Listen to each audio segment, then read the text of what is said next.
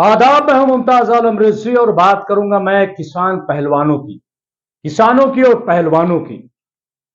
किसान हरियाणा में जंग कर रहा है, वह अपने हक के लिए आवाज बुलंद कर रहा है। वहां से बहुत ही खतरनाक किस्म की तस्वीरें आ रही हैं और जहां महिला पहलवान, सरकार जो है इस बात के लिए लगी हुई है कि किसी तरीके से मामले को हल किया जाए।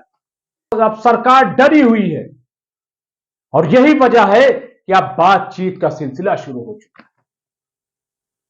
गृह मंत्री अमित शाह के बाद आज खेल मंत्री अनुराग ठाकुर ने भी खिलाड़ियों से मुलाकात की।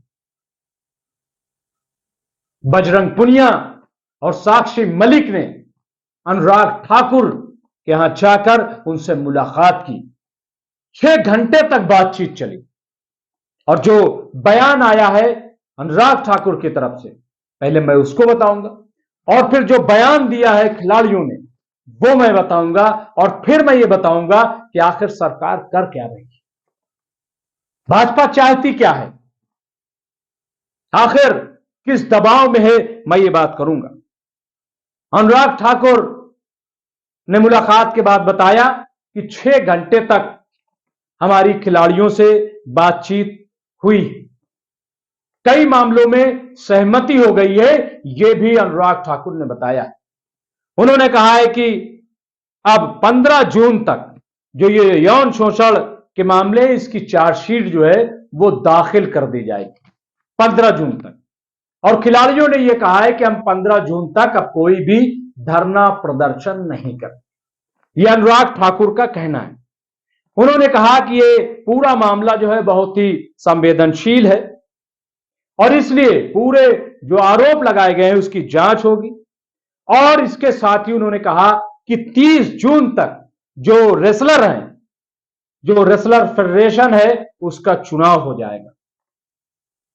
30 जून तक इसका चुनाव कर लिया जाएगा।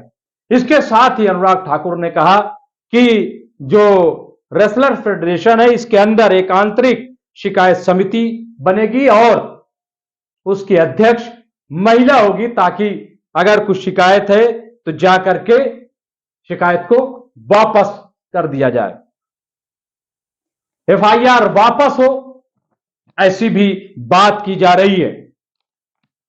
और यह भी कहा गया है कि अनुराग ठाकुर का कहना है कि महिला खिलाड़ियों का कहना है कि ब्रजभूषण और उनके जो लोग हैं वो दोबारा चुनाव में न शामिल हो, उनको शामिल न किया जाए, क्योंकि वो 3 टर्म से इस फेडरेशन के अध्यक्ष हैं, ओहदेदार, उनको शामिल न किया जाए। तो ये अनुराग ठाकुर ने पूरा बताया है कि क्या क्या हुआ। बहुत सारी बातें हुई होंगी जब 6 घंटे तक मीटिंग चली,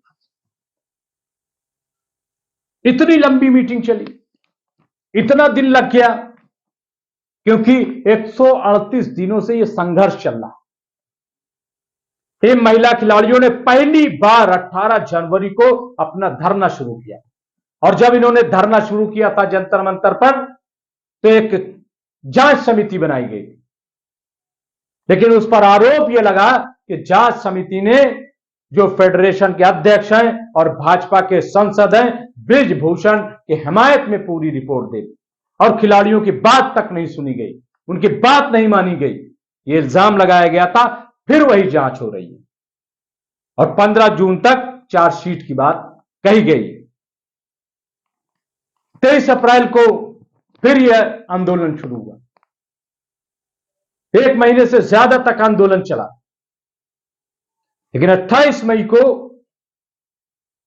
जिस दिन नए संसद भवन का उद्घाटन होना था, उस दिन महिलाओं ने एक पंचायत की, महिला पंचायत की, और उसमें जो कुछ हुआ वो आपने देखा। इसके बाद महिला खिलाड़ियों ने कहा कि हम अपना जो पदक है, जो इनामात है, उसको सैराब करेंगे, साक्षी मलिक ने कहा, और वो हरिद्वार पहुंची, लेकिन वहां पे नरेश टिकैत आ गए, भारतीय किसान यूनियन के अध्यक्ष, और उन्होंने वो तमाम मेडल्स ले लिए। यहां तक बात पहुंच गई और अब भी ऐसा लग रहा है कि जैसे सरकार दबाव बना रही इन खिलाड़ियों पर।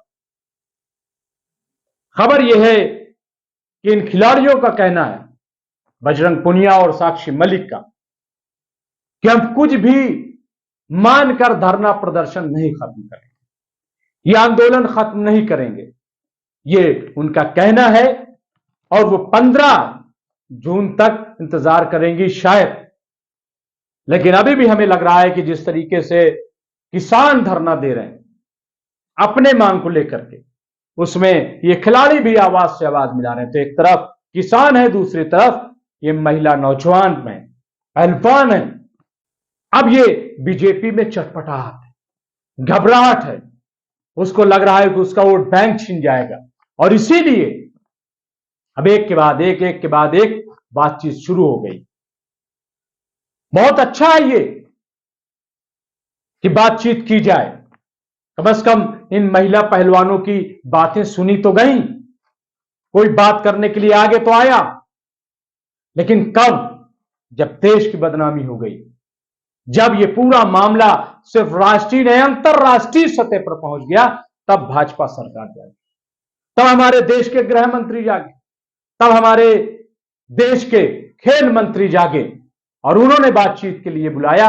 अगर ये बातचीत पहले हो जाती तो क्या बुरा था, अगर इस मामले को पहले ही सुलझा लिया जाता तो क्या बुरा था।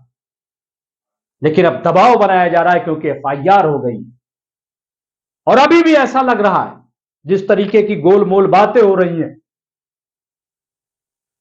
कि एफआईआर वापस हो जाए, किसी तरीके से मुकदमात वापस हो जाएं और बृजभूषण शरण सिंह को जेल न जाना पड़े। अभी भी शायद इसी की कोशिश चल रही है, लेकिन बातचीत इसलिए शुरू कर दी ताकि जो बदनामी हो रही उससे बचा जा सके। जो वोट बैंक खिसकता जा रहा है क्योंकि महिलाएं देख रही हैं, नौजवान देख रहा है कि आखिर जो देश की बेटियां हैं, जो बहनें हैं, उनको इंसाफ क्यों नहीं मिल रहा। तो बहरहाल अब यही देखना है कि 15 जून को क्या होता है, क्या चार्जशीट में पेश किया जाता है, क्या वाकई संवेदनशील इस मामले को माना जाएगा और बृजभूषण शरण सिंह के खिलाफ कोई कार्रवाई की जाएगी, क्या उसको जेल भेजा जाएगा या फिर महिला खिलाड़ियों पर दबाव बनाया जाएगा। अनुराग ठाकुर ने यह भी बताया कि इन महिला खिलाड़ियों की मांग है कि इनके खिलाफ जो एफआईआर दर्ज की गई उसको वापस लिया जाए, यह भी कहा है। यह भी देखिए कितना बड़ा अलमिया है कि महिला खिलाड़ी, ये पहली बार शायद इस किस्म की चीजें हो रही हैं इस मोदी सरकार में, खास तौर से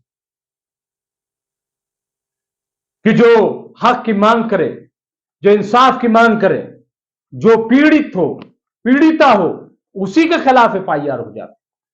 और मैंने कहा था कि सबसे पहले इस मामले को अगर देखा जाए तो अक़लियतों के साथ यह होगा।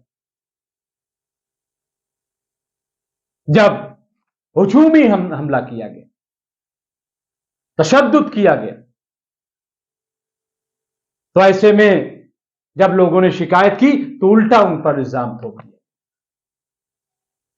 और वही चीज देखिए हुआ कि खिलाड़ियों पर इल्जाम लगा दिया गया, खिलाड़ियों पर यह दबाव बनाया गया कि अगर ज्यादा मामला बिगड़ेंगे तो नौकरी चली जाएगी। मशवरा तक दे दिया हमारे गोदी मीडिया ने कि आपको चाहिए कि आप नौकरी पर ठोकर मार दीजिए क्योंकि आपको 1 लाख से ज्यादा सैलरी मिली।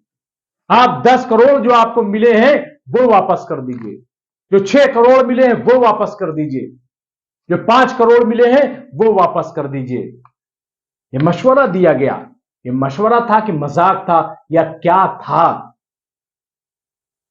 सब कुछ कर दीजिए लेकिन इंसाफ नहीं मिलेगा।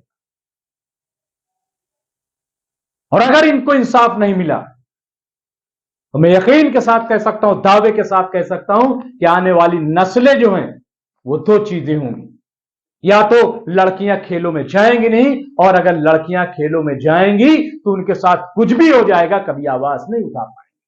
ये 2 बातें हो जाएंगी। मां बाप नहीं भेजेंगे उनको खेलों में,